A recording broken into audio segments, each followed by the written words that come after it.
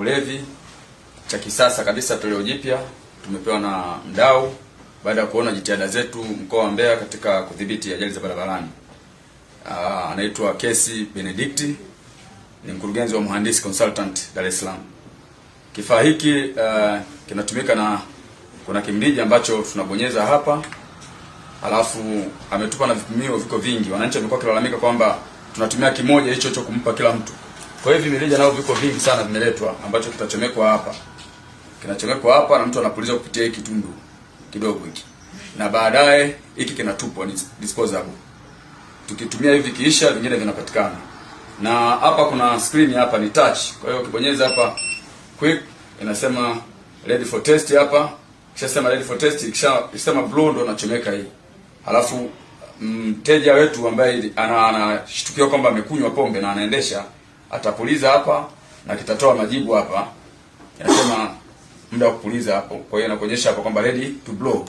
Kwa hiyo atapuliza, kisha kwa tayari kuna sehemu ya kuingiza details zake hapa. Utaingiza kwanza afisa aliyepima, alafu dereva aliyepimwa, namba yake ya gari, namba ya leseni, na kuna comment kidogo hapa unaandika. Na baadaye unaweza kuprint na kwa tayari imekupa matokeo. Upatikanaji wa kifaa unaenda kutuongezea nguvu katika udhibiti wa makosa hatarishi ambayo iko mwendo kasi, overtake hatarishi, lakini pia na ulevi.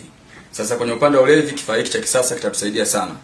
Tatumia sana hapa mjini na maeneo hatarishi kama kule Inyala, highway yote ya barabara ya Tanzam, lakini pia na wilaya nyingine.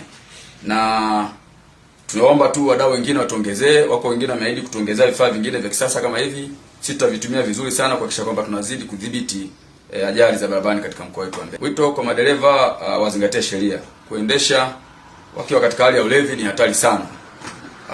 Na baadhi yetu zilizopo karibu hapa mjini kama Mbeya pazuri na watu wanakwenda na magari wanalewa, hata ukiwa na gari ndogo unaweza kusababisha ajali. Kwa hiyo tutakuwa tunakaa sasa hivi tunatendea kazi cha kisasa kabisa. Tutakuwa na gari za doria mchana na usiku. Tukikuta mtu tunamhisi kwamba amekunywa pombe na anaendesha, tutampima na hatua kali zitachukuliwa endapo tutambaini kwamba amelewa.